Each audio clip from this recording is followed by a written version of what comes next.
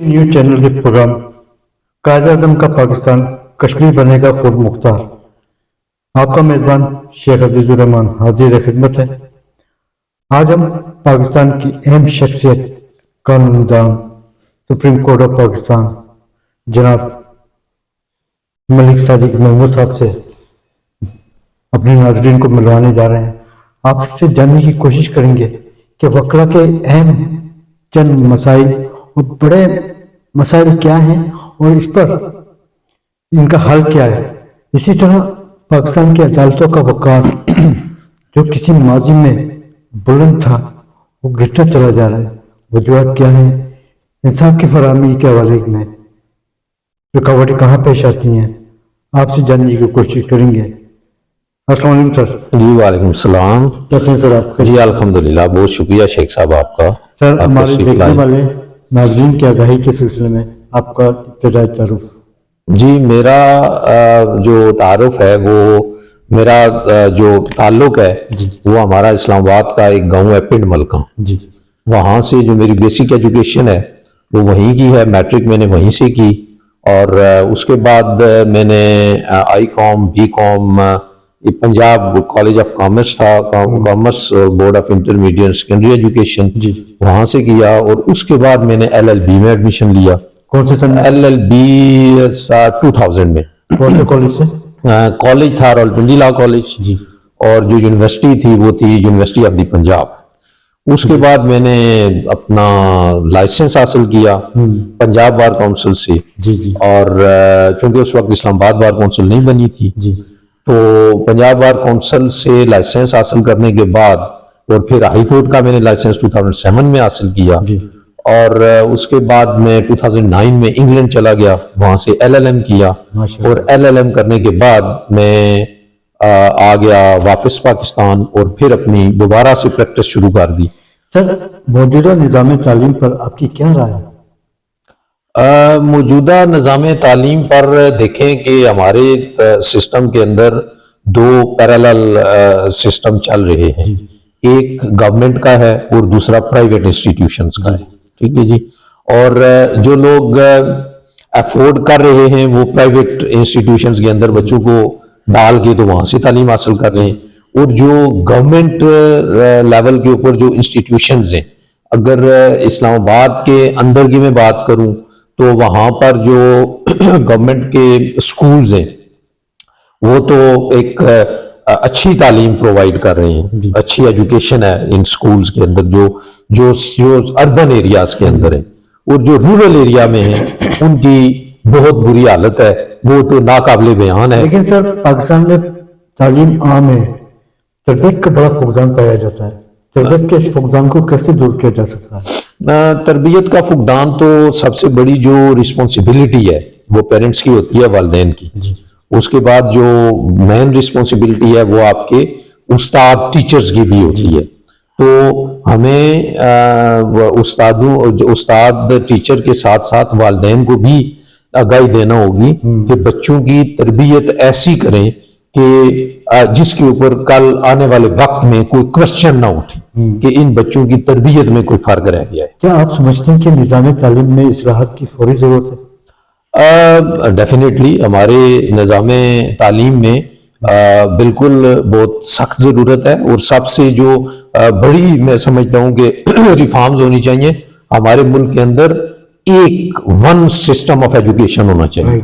ये नहीं होना चाहिए कि आपके गवर्नमेंट स्कूल्स के अंदर कोई और सिस्टम है, प्राइवेट स्कूल्स के अंदर बच्चे कुछ और पढ़ रहे हैं, यहाँ पे कोई और तालीम दी जा रही है, वहां पे कोई एक वन सिस्टम होना चाहिए, जो बेसिक बात है इसके अंदर। माजी के कायद-ए-आज़म और आज के पाकिस्तान के कायद-ए-आज़म में क्या फर्क महसूस करते हैं आप? माजी के कायद-ए-आज़म मोहम्मद अली जिन्ना का जो ख्वाब था, उनका एक ड्रीम था कि मैंने पाकिस्तान को ऐसे उनकी नजर थी कि मैंने पाकिस्तान को इस तरह का पाकिस्तान बनाना है। लेकिन देखें ना, अगर पाकिस्तान के बारे में हम कोई भी बात करते हैं किसी भी हवाले से, हम अभी जो हमारा जो प्रोसेस है वो आप कह सकते हैं कि वो हमारी जो मुल्क की तारीख है वो कोई 76-78 साल की तारीख है। ठीक है ना जी। تو اس لیے یہ کوئی اگر ملکوں کی تاریخ دنیا کی تاریخ میں آپ دیکھیں نا تو یہ کوئی اتنی بڑی تاریخ نہیں ہے. امریکہ کی آپ تاریخ دیکھیں تو ہنڈریڈز آف ایئرز کے اوپر وہ مشتمل ہے. اسی طرح آپ یونائٹڈ کنگڈم کے اوپر جاتے ہیں تو یہ جو نیشنز ہوتی ہیں, جو قومیں ہوتی ہیں, ڈفرینٹ فیزز سے گزرتی ہیں. تو ہم بھی ابھی ایک ایسے فیز سے گزر رہے ہیں جو کہ شاید وہ کوئی اتنا بڑا کوئی ڈیولپمنٹ والا فیز نہیں ہے, جو کہ کوئی اتنا آئیڈیل فیز نہیں ہے, لیکن جو آپ کی قومیں ہیں وہ اسی طرح سیکھتی ہیں, لرن کرتی ہیں ڈے بائی ڈے. تو پھر ہوپ فلی ہم آنے والے وقت میں انشاءاللہ ہمارا ملک ایک بہت اچھا ملک ہوگا. پاکستان میں خامیوں کے حوالے سے باتیں تو سب کرتے ہیں سر, لیکن ازالہ کرنے کو کوئی تیار نہیں ہوتا. وجوہات کیا ہیں؟ وجوہات ہیں میرے خیال میں جو سب سے بیسک ریزن ہے کہ جو شاید سیٹ پہ بیٹھا ہوتا ہے, جو کچھ کرنے کے قابل ہوتا ہے, اس کے پاس اختیار نہیں ہوتا. اور شاید جس کے پاس اختیار آ جاتا ہے وہ کرتا نہیں ہے. تو اس لیے وہ جو خامیاں ہیں وہ ختم نہیں ہو سکتی. اگر کوئی کرنا چاہے بھی تو وہ شاید جان بوجھ کر نہیں کرتا یا وہ کر نہیں سکتا. آپ کی نگاہ میں پاکستان کا کیا مستقبل ہے؟ پاکستان کا میری نگاہ میں تو بہت اچھا روشن مستقبل ہے انشاءاللہ العزیز. ہمیں بہت اچھے کی امید رکھنی چاہیے. ہوپ فلی انشاءاللہ العزیز اب ہمارے انٹرنیشنل جو معاملات ہیں وہ بہتر ہوئے ہیں, تو باقی جو انٹرنل میٹرز ہیں وہ بھی ہوپ فلی انشاءاللہ العزیز آنے والے وقت میں بہت اچھے ہو جائیں گے. سر آپ کی طرف واپس آتے ہیں, آپ کو وکیل بننے کا اور وکالت کی طرف آنے کا خیال کیسے آیا, اور کس شخصیت سے متاثر ہو کر آپ وکالت کے شعبے میں آئے؟ میں وکالت میں تو بائی چانس آیا ہوں, ٹھیک ہے نا. یہ میرا چوائس کا پروفیشن نہیں تھا. ہمارے وہ اللہ مغفرت کرے تایا ابو تھے, تو انہوں نے کہا کہ آپ لا کر لیں, تو میں لا کی طرف آ گیا. لیکن جب میں لا کی طرف آیا تو میں سمجھتا ہوں کہ زیادہ فیلڈز کا مجھے کوئی ایکسپیرینس نہیں ہے, لیکن جتنا میں نے اس فیلڈ کو اچھا پایا ہے لا کو, اس سے شاید ہی کوئی اچھی فیلڈ ہو. اور بہت انٹرسٹنگ ہے, بہت رسپیکٹفل فیلڈ ہے یہ. اور جو ہماری لیگل فرٹرنیٹی ہے وہ ایک دوسرے کو بہت رسپیکٹ دیتے ہیں, اور ہمارے سے جو جڑے ہوئے لوگ ہوتے ہیں لٹیگنٹس. آج کے دور اور ماضی کی روایت میں کیا فرق محسوس کرتے ہیں؟ سوری کس آج کے دور اور ماضی کی روایت میں کیا فرق محسوس کرتے ہیں آپ؟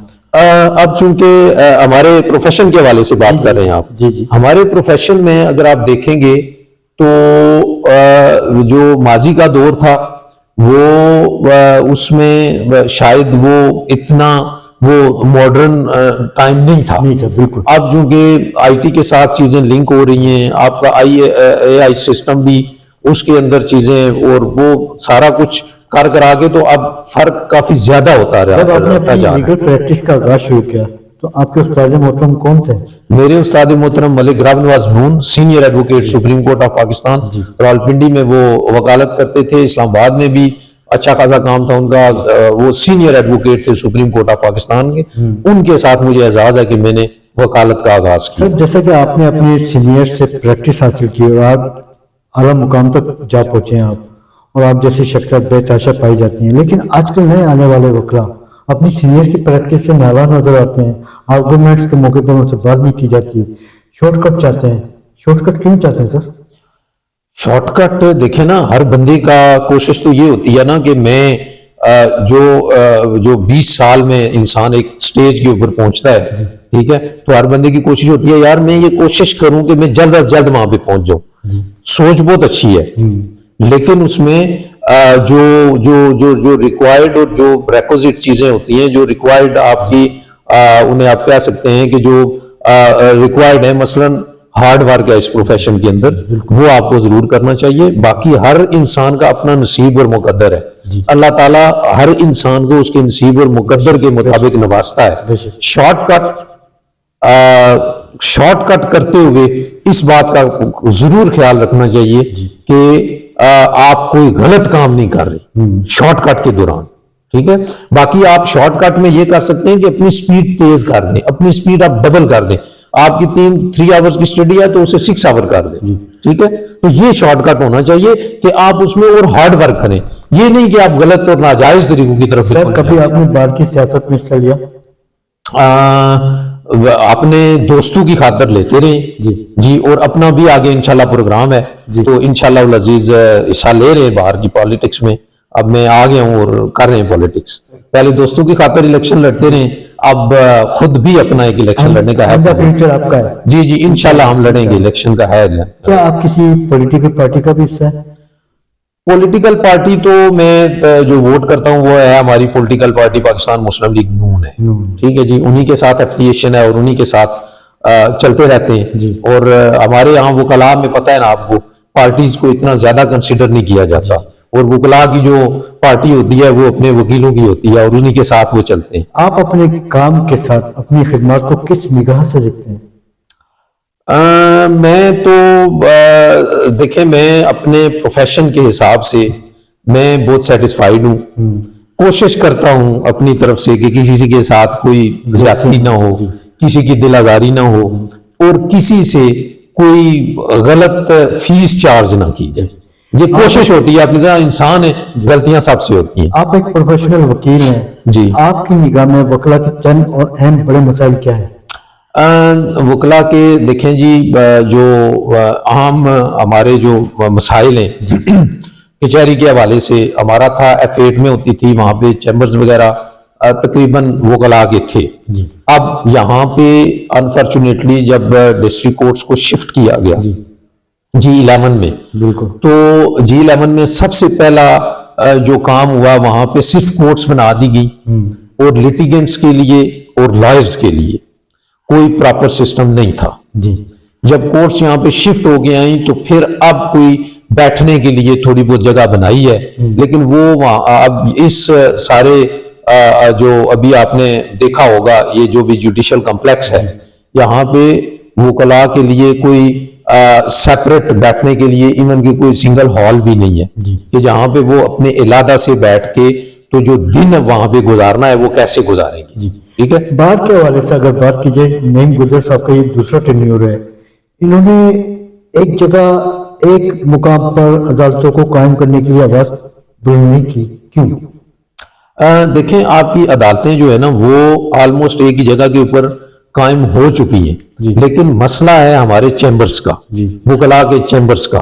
ایک کام پلاٹ دیا گیا G10 میں, وہاں پہ کام شروع ہے ہمارے, لیکن وہ ہے لائرز اینڈ لیٹیگنٹس فیسیلیٹیشن سینٹر ہے. ٹھیک ہے, اب جو ہمیں نیا پلاٹ ملا ہے یہ G11 کمپلیکس کے بالکل ساتھ جڑا ہوا ہے, اس کے اوپر ہمارے چیمبرز بننا ابھی شروع ہونے, تو ہم یہ مطالبہ کریں گے کہ ان جو چیمبرز ہیں ان کے اوپر جلد از جلد کام شروع کیا جائے تاکہ جو وکلاء کے جو سب سے بڑا عام مسئلہ ہے اسے حل کیا جائے. ڈسٹرکٹ بار ہو, ہائی کورٹ بار یا سپریم کورٹ بار, حالات جو کہ دو ہی نظر آتے ہیں. بیچی ہی نہیں لائی گئی, جو بھی قیادت آتی ہے ماضی کی قیادت میں مولبہ ڈال کے چلی جاتی ہے. وکلاء کے مسائل بھی ویسے جو کہ دو ہی نظر آتے ہیں. وکلاء کے مسائل نہ ہونے کی ایک وجہ ہوتی ہے کہ وکلاء آپ دیکھیں گے کہ ہمیشہ رول آف لا کے لیے کھڑے ہوتے ہیں, جو کہ آپ کی جو گورنمنٹس ہوتی ہیں انہیں یہ بات پسند نہیں آتی.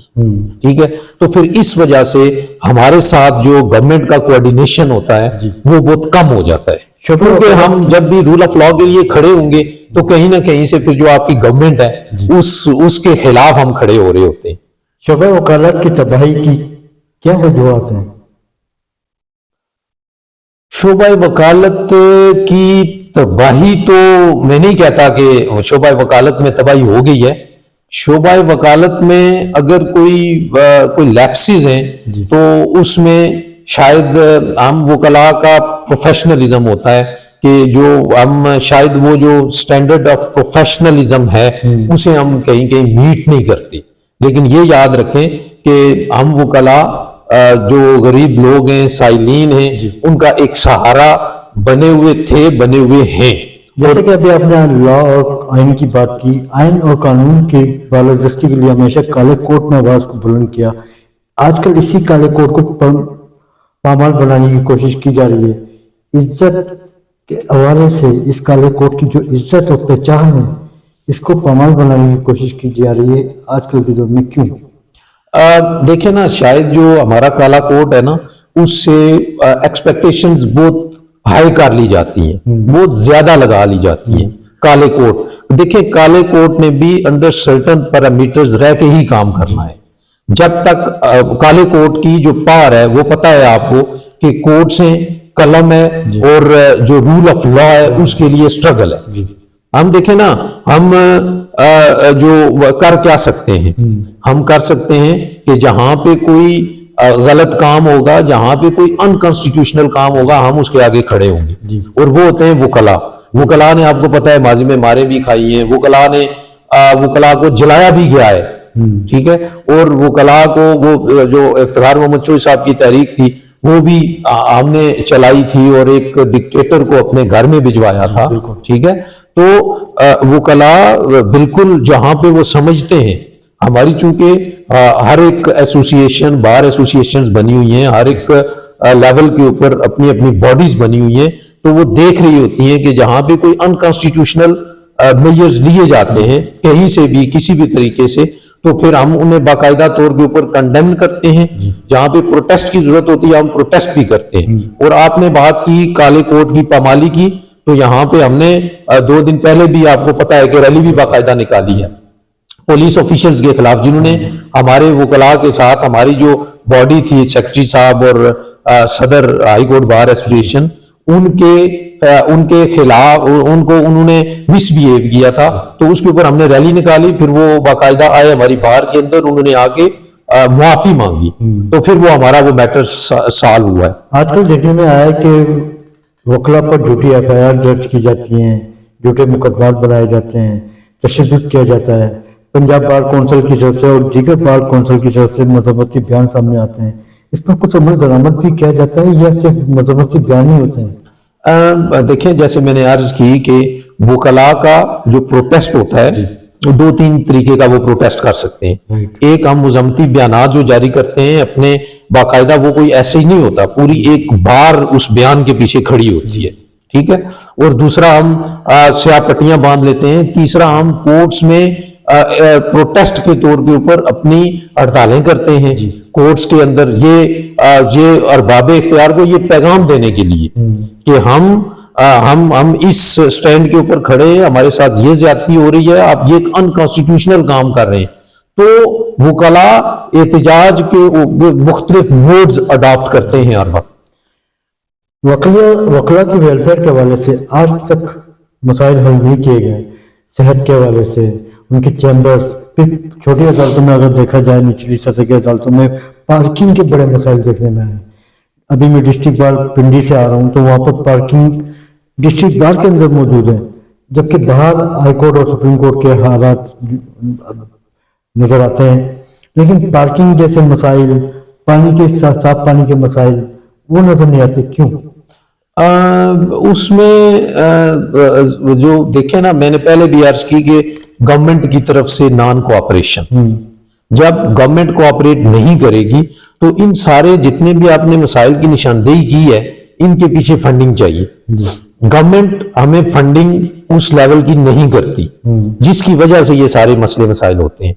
अगर गवर्नमेंट प्रॉपर तरीके से फंडिंग करे, अब मैं एक एग्जांपल देता हूं आपको कि जब इस्लामाबाद बना तो जो इसका मास्टर प्लान है इस्लामाबाद का, उसके अंदर आपकी कोर्ट्स एंड कचहरी है ही नहीं है। आप मुस्लिम लीग नून से ताल्लुक रखते थे, हुकूमत भी मुस्लिम लीग नून की है और आजम नजर तारा साहब भी आपके ही हैं, तो और पाकिस्तान बार कौंसिल के वाइस चेयरमैन साहब भी आपके ही हैं, पीर मसूद चिश्ती साहब, जी साहब प्रेसिडेंट हैं। जी तो आप उनके जरिए से फंडिंग को बेहतर बना सकते हैं सर? देखें, फंडिंग जो सो फार हुई है ना, हमें ये जो प्लाट मिला है ना, ये अरबों रुपए का है, ठीक है। वो आपके फेडरल मिनिस्टर साहब और इंटीरियर मिनिस्टर साहब ने आके तो बाकायदा यहाँ पे सेरेमनी करके तो हैंड ओवर किया है, ठीक है। और बाकी उन्होंने वादा किया है कि हम आपको फंडिंग करते हैं, लेकिन चूंकि ये बड़े प्रोजेक्ट्स हैं, इनके लिए बड़ी फंडिंग रिक्वायर्ड होती है। हम तो कहते हैं कि गवर्नमेंट के लिए ये कोई इतनी बड़ी फंडिंग नहीं होती, वो एक ही दफा दें। और हमारी बिल्डिंग बनने में कितना एक टाइम लगता है, 2, 4, 6 महीने में کام ہو سکتا ہے، لیکن یہ جو گورنمنٹس ہوتی ہیں، اب ایک یہ گورنمنٹ ہے، اب آگے آئے گی، ان کی اپنی پالیسی ہوگی، پھر ان کے ساتھ ہمارا جو کوآرڈینیشن نہ ہونے کی مین وجہ یہی ہوتی ہے کہ ہم رول آف لا کی بات کرتے ہیں جو گورنمنٹس کو پسند نہیں آتی۔ انصاف کی فراہمی کے حوالے سے عدالتوں کی بگڑتی صورتحال اور حالات کو کس نگاہ سے دیکھ رہے ہیں آپ؟ دیکھیں، میں تو اس میں ویسے انفارچونیٹ اسپیکٹ ہے کہ جن لوگوں کی داد رسی نہیں ہوتی، ٹھیک ہے، ہم تو اپنی طرف سے کوشش کرتے ہیں کہ لوگوں کو جلد از جلد انصاف ملے، ٹھیک ہے، لیکن اس کے اوپر ڈیفینیٹلی ہمیں سوچنا ہوگا اور ہمیں اس کے اندر بھی ریفارمز کی بہت زیادہ ضرورت ہے۔ مختلف طریقوں سے آپ کو ججز کی تعداد زیادہ کرنی ہوگی، آپ کو ججز کے اوپر چیک اینڈ بیلنس رکھنا ہوگا، آپ کو جو اگر پروسیکیوشن کے میٹرز ہیں تو پولیس کو سب سے پہلے ٹھیک کرنا ہوگا۔ جب تک آپ کی پولیس ٹھیک نہیں ہوگی اس وقت تک آپ کی پروسیکیوشن اور جو کیسز ہیں وہ ٹھیک نہیں ہو سکتے۔ سر، آپ کیا سمجھتے ہیں کہ جو بھی حکومت پاکستان پر مسلط ہوئی اس نے پاکستان کی عدالتوں کو نیچا دکھانے کی کوشش کی؟ دیکھیں نا، نیچا دکھانے کی شاید اگر گورنمنٹ کوشش بھی کرتی ہے ان کیس، تو ججز میں کہتا ہوں کہ اتنی پاور ہونی چاہیے کہ وہ گورنمنٹ کے نیچے نہ آئے۔ دیکھیں نا، یہ تو سیپریشن آف پاورز ہے۔ سیپریشن آف پاورز کے اندر آپ کی جو ایڈمنسٹریشن ہے، سپوز آپ کا جو چیف منسٹر جو پرائم منسٹر ہیں ان کا اور جوڈیشری کا آپس میں یہ ان کی اپنی اپنی پاورز ہیں، یہ ایک دوسرے کی پاورز کے اندر انٹرفیرنس اور مداخلت نہیں کر سکتی۔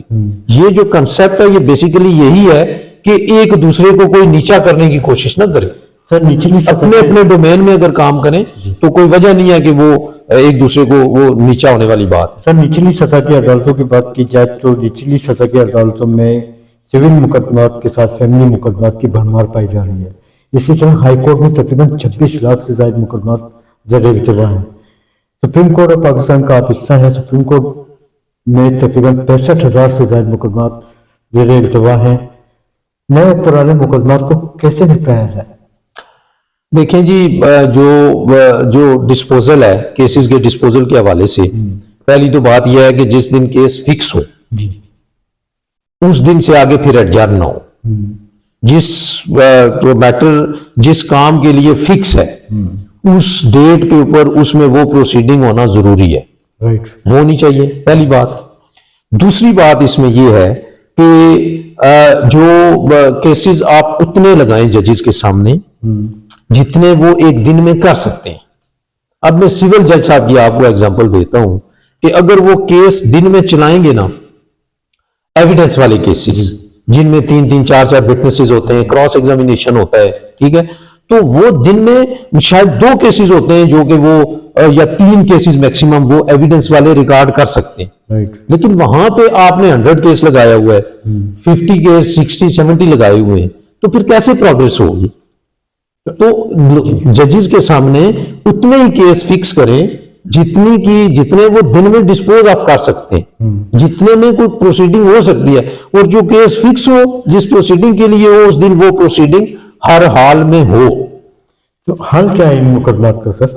حل سب سے پہلا حل یہ ہے کہ آپ کو ظاہر ہے جوڈیشری کے اندر ریفارمز کی ضرورت ہے، اور یہ جو بہت زیادہ پینڈنسی ہے، لوڈ ہے، اس میں اور زیادہ ججز آپ بھرتی کریں اور ان ججز کی پروگریس چیک ہو۔ اگر کوئی جج پروگریس نہیں دے رہا تو وہ جج صاحب کو آپ ریفارمز کے تحت، آپ کی ریفارمز آئیں گی تو یہ کام ہوگا، ادروائز آپ نہیں کر سکتے۔ ریفارمز آئیں گی تو اس کے تحت آپ کا ان جج صاحب کو آپ فارغ کر دیں۔ سر، آپ جوڈیشری پہ بڑی بہتری کے حوالے سے بڑی زور دے رہے ہیں، تو یہ بہتری کیسے لائی جائے؟ بہتری دیکھیں نا، اس میں بہتری لانے کا جو مین ٹاسک ہے وہ انیشیٹو جو ہے وہ گورنمنٹ کو لینا چاہیے جس کے پاس ریسورسز ہیں، اور وکلاء اس میں ہر طریقے سے ہیلپ فل ہوتے ہیں۔ وکلاء کا یہ ہوتا ہے کہ آپ نے جی کیسز میں کوآپریٹ کرنا ہے، کیس میں اپیئر ہونا ہے، جس کے لیے فکس ہو آپ نے فوراً آرگومنٹس کرنے ہیں، وکلاء اس کام کے لیے بھی تیار ہے۔ ہمیں کوئی ایشو نہیں ہے کہ ہم اگر کیسز کی دیکھیں نا جلدی ڈسپوزل ہوتی ہے تو اس کا سب سے بڑا بینیفٹ وہ وکیل کا ہوتا ہے، کیونکہ دیکھیں آپ نے فیس لے لی ایک کیس، وہ اگر 10 سال چلے گا تو اس کا بینیفٹ ہے آپ کو، یا 1 مہینے میں وہ ختم ہو جائے تو اس کا آپ کو فائدہ ہے. ٹھیک ہے. پھر اس میں کیا ہوتا ہے، ادھر وہ ڈیسائیڈ ہوتا ہے، سوٹ ہے تو وہ ڈسمس ہوگا یا ڈگری ہوگا. تو اگر آپ کا سوٹ ڈسمس ہو گیا تو آپ نے اپیل فائل کرنی ہے. اپیل فائل کریں گے تو نئی فیس آئے گی. سر ایک جب نیا وکیل جو ہے شعبہ قانون میں آتا ہے تو اس کی ڈگری چیک کی جاتی ہے؟ بالکل کی جاتی ہے. آج کل کی جو ریکوائرمنٹ ہے وہ آج کل کی جو ریکوائرمنٹ ہے، اس سے پہلے شاید یہ ریکوائرمنٹ نہیں تھی. آج کل کی جو ریکوائرمنٹ ہے وہ HEC سے اٹیسٹڈ ڈگری لی جاتی ہے. اگر کسی کی فورن ڈگری ہے تو باقاعدہ اس کا ایکویلنس HEC جاری کرتی ہے. اور جتنی بھی ہماری ایفیلیٹڈ یونیورسٹیز ہوتی ہیں انہی کی ڈگری کے اوپر لائسنس مل سکتا ہے. سر کیا chief justice Islamabad high court justice Tariq Mahmood Jahangiri کی ڈگری کو نوٹیفائی کرتے ہوئے انہیں برطرف کر سکتا ہے؟ یہ جوڈیشل کمیشن کا کام ہے. یہ بیسیکلی تو پہلے تو جوڈیشل کمیشن ہی کرتا تھا. I think this is the first example کہ جس میں ساتھی ججز نے بیٹھ کے تو ایک اپنے ہی ساتھی جج صاحب کو ڈی نوٹیفائی کیا ہے. تو میٹر بہرحال وہ بھی اوپر کانسٹیٹیوشنل کورٹ میں پینڈنگ ہے، تو اس کے اوپر ہم کوئی اتنا زیادہ کومنٹ کر نہیں سکتے. اور ادھر سپریم جوڈیشل کاؤنسل بھی بیٹھی ہوئی ہے تو وہ اس حساب سے اپنے حساب سے دیکھیں. سمجھتے ہیں کہ جسٹس جہانگیری صاحب کے جو فیصلے ہوئے ہیں وہ متاثر ہوئے ہیں یا امپلیمنٹیشن ہو چکی ہے؟ نہیں دیکھیں نا، یہ جب ججز اپنی سیٹ کے اوپر بیٹھ کے کام کر رہے ہوتے ہیں تو جب تک وہ کام کر رہے ہیں تو ان کے پاس دیکھیں اس وقت وہ جج کی پاور تھی، وہ باقاعدہ ایلیویٹ ہوئے تھے جج. تو وہ جتنے بھی انہوں نے فیصلے کیے ہیں وہ بالکل لیگل ہیں. اور وہ فیصلے کسی بھی حوالے سے آپ انہیں نہیں کہہ سکتے انلیس کہ ہر ایک جو فیصلہ ہوتا ہے وہ سپریم کورٹ میں چیلنج آپ کر سکتے ہیں. تو اگر سپریم کورٹ اسے سیٹسفائیڈ نہیں کرے گی تو جو بھی ان کا ڈیسیژن ہے وہ ان فیلڈ رہے گا. کہا جاتا ہے کہ پاکستان کی عدالتوں میں جسٹس منیر کے دور سے خامیاں شروع ہوئی. اس کے بعد آتے ہیں جسٹس افتخار محمود چودھری جس کی ایک کمپین چلتی ہے 2007 میں علی احمد کٹ کی سربراہی میں، جس میں تمام وکلاء نے شرکت کی عدلیہ کی آزادی اور جج صاحبان کی بحالی کا میڈل لے کر. ان میں بھی کچھ خامیاں پائی گئیں. اس کے بعد آتے ہیں جسٹس ثاقب نثار صاحب، ان کے دور میں بھی خامیاں نظر آئیں. چیف جسٹس آف پاکستان قاضی فائز عیسیٰ اپنی غلطیوں کا اعتراف کر کے جاتے ہیں کہ ہم سے ماضی میں غلطیاں ہوئی ہیں. ایسے کیا غلطیاں تھی سر جو کہ چیف جسٹس آف پاکستان اپنی غلطیوں کا اعتراف کر کے جا رہا ہے؟ وہ دیکھیں نا، جب ڈیسیژن کیے جاتے ہیں نا تو سم ٹائم ججز انڈر پریشر بھی ہوتے ہیں. سم ٹائمز ججز کو ظاہر ہے ہمارے ملک کے اندر کبھی کبھی کسی نہ کسی حوالے سے وہ ہراسمنٹ کے کیسز بھی سامنے آئے ہیں آپ کے. تو سم ٹائمز یہ بھی ہوتا ہے کہ آپ نے اگر کوئی دباؤ میں فیصلہ کر لیا یا کسی دوست کی کوئی بات سن لی. اب مسئلہ یہ ہے کہ کہتے ہیں کہ غلطیاں ہوئی ہیں، اگر وہ نشاندہی کر دیں کہ ہم سے کون کون سی غلطیاں کہاں کہاں پر ہوئی ہیں تو پھر ہمارے لیے آسانی ہو جاتی ہے. تو یہ غلطیوں کا بعد میں اعتراف کرنے کا اتنا بینیفٹ نہیں ہوتا. جب آپ سیٹ کے اوپر ہیں، اسلامی طور پہ بات کی جائے تو اللہ تعالیٰ نے جج کو ایک قاضی کا رتبہ دیا ہوا ہوتا ہے، تو دباؤ میں آن کر فیصلے کرنے کا مقصد کیا ہے سر؟ آپ دیکھیں یہ تو اللہ تعالیٰ کا آپ ایک اللہ تعالیٰ نے اپنی طرف سے ایک آپ کو جو عطا کی ہے انصاف کرنے کی ایک اللہ تعالیٰ نے پاور دی ہے آپ کو. تو اس میں تو سمجھتا ہوں کہ بالکل دباؤ میں نہیں آنا چاہیے. اگر آپ دباؤ میں ہیں تو ریزائن کر دیں. کوئی زبردستی تو آپ کو کسی نے سیٹ کے اوپر نہیں بٹھایا ہوا. 26ویں اور 27ویں آئینی ترمیم کے تحت آئینی عدالتیں قائم کی گئی ہیں. آپ کیا سمجھتے ہیں کہ سپریم کورٹ اور پاکستان کے جج صاحبان بخوبی خدمات انجام نہیں دے پا رہے؟ میں سمجھتا ہوں کہ یہ جو کانسٹیٹیوشنل کورٹ کی ریکوائرمنٹ تھی، وہ جو مطالبہ تھا، ڈیمانڈ تھی، وہ ہماری بارز کی طرف سے تھی. Supreme court bar, Pakistan bar council اور ہماری بارز کا یہ ایک مطالبہ تھا کہ کانسٹیٹیوشنل کورٹ بننی چاہیے اور کانسٹیٹیوشنل کورٹ ہونی چاہیے. دس از اے ویری گڈ اسٹیپ. دیکھیں نا، یہ سیپریشن آف ایک طریقے سے پار جائے کہ اب جتنی بھی کانسٹیٹیوشنل پیٹیشنز ہوں گی نا آپ کی، جو نیچے سے اوپر، وہ جائیں گی آپ کی کانسٹیٹیوشنل کورٹ میں, اور باقی جو اپیلیٹ میٹر ہیں جتنے بھی ادر کیسز ہیں وہ آپ کے جائیں گے اس طرف. اب دیکھیں نا اس سے ہوا کہ آگے جو half of the cases pending تھے سپریم کورٹ آف پاکستان میں اور آدھے ادھر آ گیا. اب یہ ہاف ہو گئے, لیکن ضرورت اس بات کی ہے کہ ان کو اب جلد از جلد ڈسپوز کیا جائے. اب دیکھیں نا اگر پہلے والے کیس آپ کے ڈسپوز نہیں ہوں گے تو جو پیچھے سے کیس ڈیلی آ رہے ہیں نئے آ رہے ہیں وہ تو ان کی پینڈنسی پھر اس طرح اور بڑھ جاتی ہے. سر سپریم کورٹ آف پاکستان نے حال ہی میں تقریباً 28,000 مقدمات آئینی عدالتوں کو فارورڈ کیے ہیں. اپوزیشن لیڈر سردار لطیف خان خوضہ صاحب فرماتے ہیں کہ ہمیں ان 28,000 مقدمات کا علم ہی نہیں ہے کہ یہ کہاں بھیجیں. آپ کی کیا رائے ہے؟ ہاں دیکھیں جی, بھیجیں. اب ایک طرف یہ کانسٹیٹیوشنل کورٹ ہے, ان کے اپنے رجسٹرار ہیں, سپریم کورٹ آف پاکستان کے اپنے رجسٹرار ہیں, تو یہ جو انتظامی معاملات ہیں جتنے بھی کیسز کے کہ کہاں پہ جا رہے ہیں, کون سا کیس کدھر جا رہا ہے, تو وہ تو انہوں نے اپنی بائفرکیشن کرنی ہے. اب دیکھیں نا ہمارا تو کوئی کانسٹیٹیوشنل میٹر ابھی تک اس جو اپنی سپریم کورٹ آف پاکستان ہے اس کے اندر نہیں لگا, تو میننگ دے بھائی وہ جتنے بھی میٹرز ہیں وہ سارے کانسٹیٹیوشنل کورٹ میں چلے گئے. باقاعدہ میسیجنگ سسٹم ہے, باقاعدہ کاز لسٹ کا سسٹم ہے جس کے اندر وہ کیسز جتنے بھی ہیں وہ آپ کے سامنے آ جاتے ہیں اور ہم دیکھ سکتے ہیں انہیں, ان کا سٹیٹس بھی چیک کر سکتے ہیں. یہ بھی آیا سر کہ بینچ اور بار میں تصادات جو پیدا ہوتے ہیں, آج کل بینچ جو ہے چہرہ شناسائی کے تحت فیصلے کر رہی ہے, آپ اس سے متفق ہیں؟ بینچ اور بار میں تو شاید اس سے اتنا ایگری نہیں کرتا کہ چہرہ دیکھ کے, اگر چہرے دیکھ کے ہی فیصلے کرنے ہیں کورٹس نے تو پھر دیکھیں نا کام تو صرف انہی چہروں کے پاس ہو. عام جو چہرے ہیں ہم جیسے لوگ ان کے پاس تو کوئی کام نہ ہو, لیکن اس کے باوجود بھی اللہ کا فضل ہے کہ ہمارا بھی کام چل رہا ہے. اور جو جن چہروں کا آپ ذکر کر رہے ہیں, نہیں تو وہ تو اتنے بیزی ہو جائیں اور سارے کیس تو انہی کے پاس چلے جائیں. پھر عدالتوں کے حالات کب اور کیسے تبدیل ہوں گے؟ عدالتوں کے حالات کے لیے جی دیکھیں بڑی ڈیٹرمینیشن کی ضرورت ہے, اور اس میں ڈیفینیٹلی ریفارمز کی ضرورت ہے. ریفارمز آئیں گی اور مزید اور زیادہ ریفارمز کی ضرورت ہے. جس طرح میں نے آپ کو عرض کی کہ یہ جو پینڈنسی ہے اس کو کم کیا جائے, اور ججز کی جو پرفارمنس ہے اسے دیکھا جائے پراپر طریقے سے, اور اگر کوئی جج پرفارم نہیں کر رہی, ان کی پرفارمنس نہیں ہے, تو انہیں فارغ کیا جائے. ٹھیک ہے, تو جو ججز اچھا کام کر رہے ہیں انہیں اپریشیٹ کیا جائے, ان کی پروموشنز کی جائیں. لیگل پریکٹس کے حوالے سے آج کل آپ کی کیا خدمات ہیں؟ لیگل پریکٹس کے حوالے سے میں تو میرے پاس جو کام ہے وہ سول اینڈ کرمنل کا ہی ہوتا ہے, اور سپریم کورٹ آف پاکستان کے اندر میں ڈیفینس کونسل ہوں ایٹ اسٹیٹ ایکسپینس, کہ وہ جو سپریم کورٹ جو ہمیں کیس سمجھتی ہے وہ دیتی ہے, اور ہم وہ بڑی منیمم اماؤنٹ کے ساتھ سپریم کورٹ کے اندر بھی وہ کیس کرتے ہیں. اور وہ موسٹلی جو کیسز ہوتے ہیں وہ غریب لوگوں کے ہوتے ہیں جو اپنے وکیل افورڈ نہیں کر سکتے, وہ ہم اپنا ٹائم دیتے ہیں پورا سپریم کورٹ میں بھی دیے.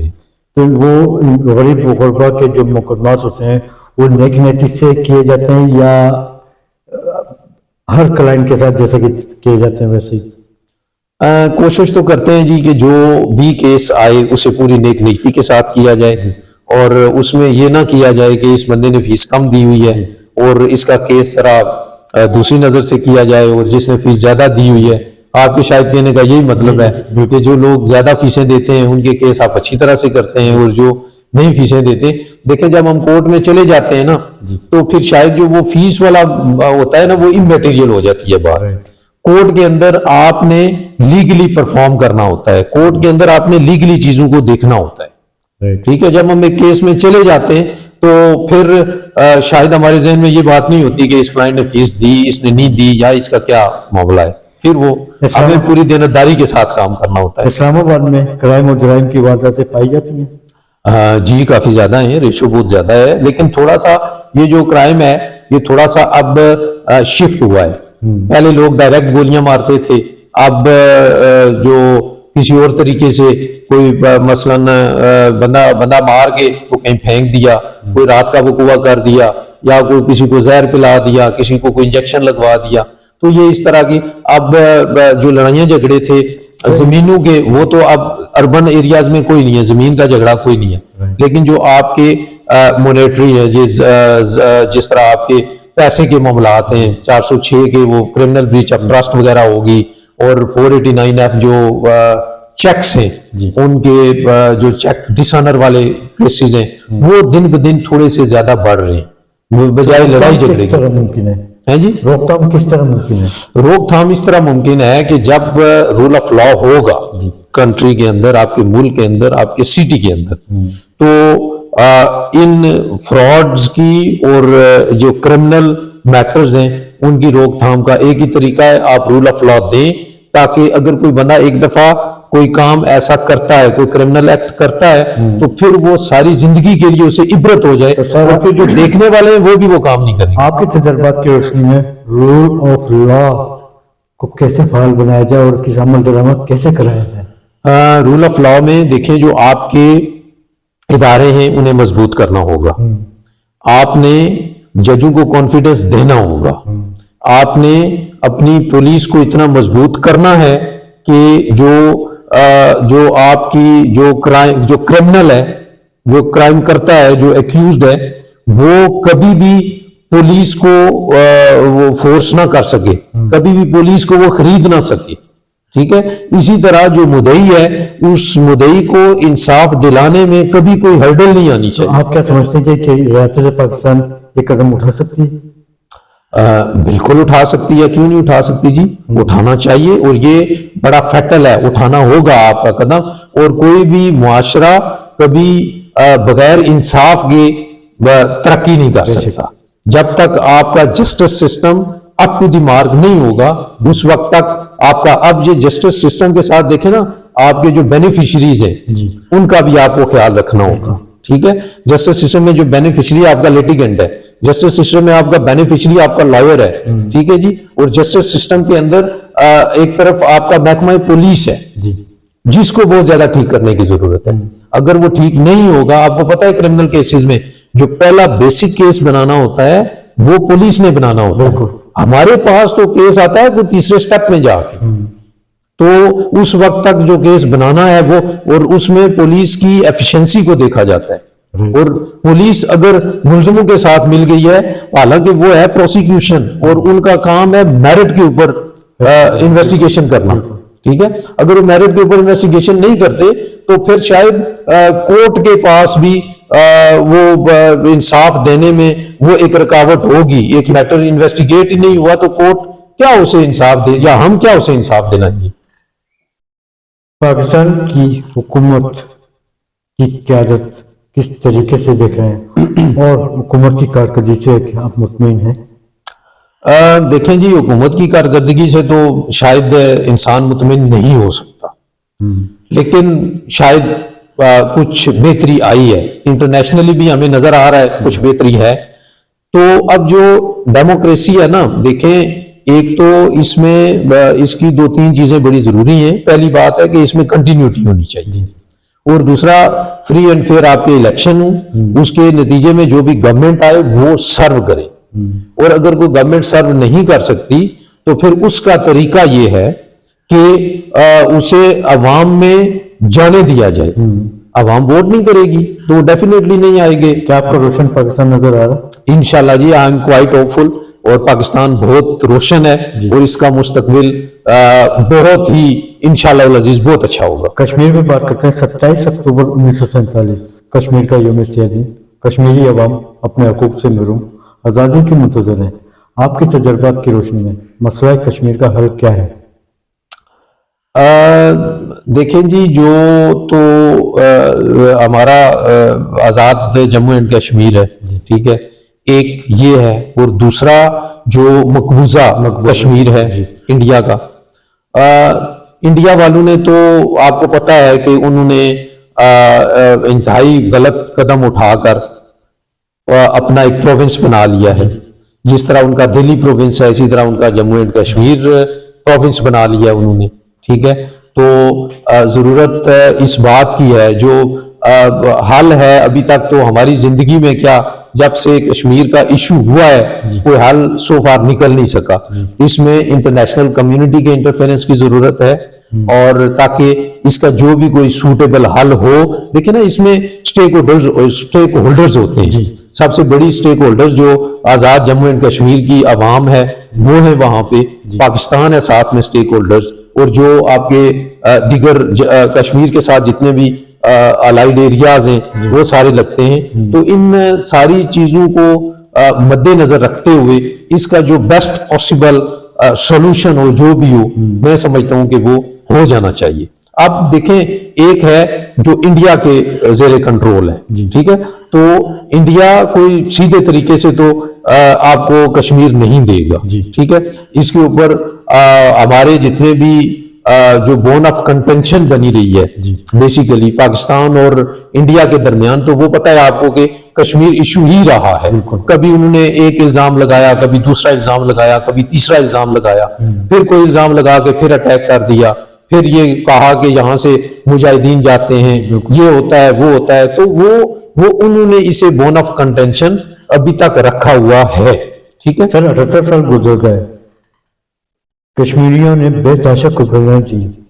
قائد اعظم محمد علی جناح نے ایک آواز بلند کی تھی کشمیر ہمارا ہے, اور کشمیریوں سے یہ نہیں پوچھا گیا کہ آپ کیا چاہتے ہیں. اب ان کا ایک بلند آواز سامنے آئی ہے کشمیریوں کی کہ کشمیر بنے گا خود مختار. آپ کیا سمجھتے ہیں کہ یہ تجویز صحیح ہے یا غلط ہے؟ دیکھیں یہ تو وہاں کی عوام ہی کہہ سکتی ہے کہ ان کا کیا پلان ہے یا کیا ہے. میں وہی کہتا ہوں کہ سب سے بڑی جو اسٹیک ہولڈر ہے وہ آپ کی کشمیر کی عوام ہے اس کے اندر. لیکن دیکھیں کہ اگر آپ کسی ملک کے ساتھ ہوتے ہیں, اگر سپوز پاکستان کے ساتھ ہوتے ہیں, تو پاکستان بھی ڈیفینیٹلی کوآپریٹ کرتا ہے ہر ایک میٹر کے اندر کشمیر کے ساتھ. کشمیر پاکستان کے ساتھ کوآپریٹ کرتا ہے, ایک ہی ٹیریٹری ہے ہماری. تو میں تو سمجھتا ہوں کہ پاکستان اور کشمیر اگر اکٹھے رہے ایک ہی پلیٹ فارم کے اوپر رہیں تو وہ زیادہ بیسٹ ہوگا کشمیر کے انٹرسٹ کے لیے. ہندوستان کا کالا قانون, کشمیری لیڈر یاسین ملک ہندوستان کی جیل میں قید ہیں, زندگی اور موت کی کشمکش میں مبتلا ہیں. یاسین ملک کی اہلیہ مشال ملک انصاف کی فراہمی کے حوالے سے در بدر کے دروازے کھٹکھٹا رہی ہیں. آپ کیا سمجھتے ہیں کہ یاسین ملک کو انصاف مل پائے گا؟ دیکھیں جو میری انفارمیشن کے مطابق تو سپریم کورٹ نے بھی ان کی ڈیتھ سینٹنس کنفرم کر دی ہے. تو جب سپریم کورٹ سے ڈیتھ سینٹنس کنفرم ہو جاتی ہے لا کے مطابق, تو پھر کوئی رستہ لیگلی تو نظر نہیں آ رہا.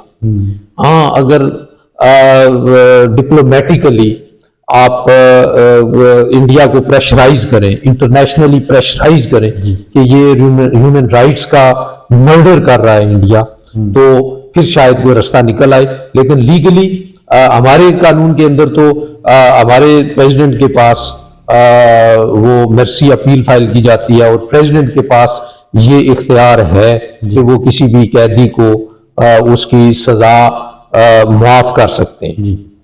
تو وہ شاید ایک آپشن ہو وہاں پہ. لیکن ادروائز جب سپریم کورٹ کنفرم کر دیتی ہے سینٹنس, تو پھر چانسز بڑے نیرو ہو جاتے ہیں بندے کے باہر آنے. اگر افواج پاکستان کی بات کی جائے, حال ہی میں فیلڈ مارشل عاصم منیر اور وزیر اعظم پاکستان محمد شہباز شریف نے کشمیر کو اجاگر کرتے ہوئے کشمیر کی آزادی کے سلسلے میں عالمی سطح پر آواز بلند کی ہے. آپ کیا سمجھتے ہیں کہ اس سے کچھ راہیں ہموار ہوں گی؟ میں سمجھتا ہوں کہ اب دیکھیں نا جو رستے پیچھے بچتے ہیں آپ کے پاس, ایک تو ہے کہ آپ انڈیا کے ساتھ جنگ کر لیں, ٹھیک ہے, کشمیر ایشو کے اوپر, اور اپنا کشمیر آزاد کروا لیں, اور وہ تو شاید پاسبلٹی نظر نہیں آ رہی. پھر آپ نے انٹرنیشنلی لابنگ کرنی ہے. جو دوسرا وے آؤٹ اس کا جو مجھے نظر آ رہا ہے کہ انٹرنیشنلی لابنگ کر کے انڈیا کو پریشرائز کیا جائے کہ وہ جو کشمیر ہے وہ اپنے تسلط سے کشمیر کو آزاد کرے. آپ کیا سمجھتے ہیں کہ سر کشمیری عوام آزاد ہو پائے گی؟ دیکھیں آزادی تو سب کا حق ہے, اور آزادی تو میرے خیال میں ملنی چاہیے, کیوں نہیں ملنی چاہیے. اور انڈیا کو جو حق درمی ہے उससे भी बाज आना चाहिए और जल्द अज जल्द कश्मीर को आज़ाद करना चाहिए। कश्मीर न्यूज़ चैनल ने इसी सिलसिले में एक प्रोग्राम रखा है। कश्मीर न्यूज़ चैनल की सालगिरह हो रही है 1 फरवरी 2026 को, जी जी जिसके मेहमान खुसूसी जस्टिस इबादुर रहमान लोधी साहब हैं जी। और मेहमान सदर जो हैं एहसन बून साहब को रखा है। आप कश्मीरी अवाम को क्या पैगाम देना चाहेंगे? मैं कश्मीरी अवाम को पैगाम ये देना चाहूँगा कि डेफिनेटली आप एक बहादुर कौम हैं, आप की कुर्बानियाँ हैं और आपने पाकिस्तान के साथ मिलकर बहुत सारे हमारे साथ मिलके बहुत सारे काम किए हैं, बहुत सारी कुर्बानियाँ दी हैं और आप बहादुर और निडर कौम हैं और आप इसी को आगे कंटिन्यू करें और अल्लाह ताला आपका हामी और नासिर हो। और नए आने वाले वकला को इस हवाले से आप कोई पैगाम दें? नए आने वाले वकला के लिए ये है कि जो भी नए वकला आए अच्छे चैम्बर्स ज्वाइन करें और प्रोफेशनलिज्म के ऊपर अपना फोकस करें, बजाय इसके कि वो शॉर्टकट वाली बात है, शॉर्टकट की तरफ ना जाएं। शुरू में आप कहीं भी जाएंगे, आपका जो जर्नलिस्ट है शुरू में आपने कितनी तकलीफें देखी हैं, ठीक है, तो इसलिए परेशानियां मसले मसाइल हर एक प्रोफेशन में होते हैं। शुरू से तंग आके, जो ही आप शुरू करें तो तंग आके इस प्रोफेशन को मत छोड़ें। ये बहुत अच्छा नाइस और लवली प्रोफेशन है। आप अगर इसमें स्टे कर गए 5 साल आपने स्टे कर लिया तो फिर आपको इस प्रोफेशन का जो चाम है, जो मजा है वो आएगा बहुत ज्यादा। लॉन्ग टर्म पेशा ही है। जी इन दी लॉन्ग, ये है लॉन्ग टर्म प्रोफेशन है, ये एक दिन की बात ही नहीं है। हम रोज भी कोई ना कोई नई बात सीख रहे होते हैं, नई पढ़ रहे होते हैं, तो ये जी ऐसा ही है। बहुत शुक्रिया सर आपको वक्त देना, बड़ी नवाजिश। I am thankful to you as well कि आप जनाब तशरीफ लाए।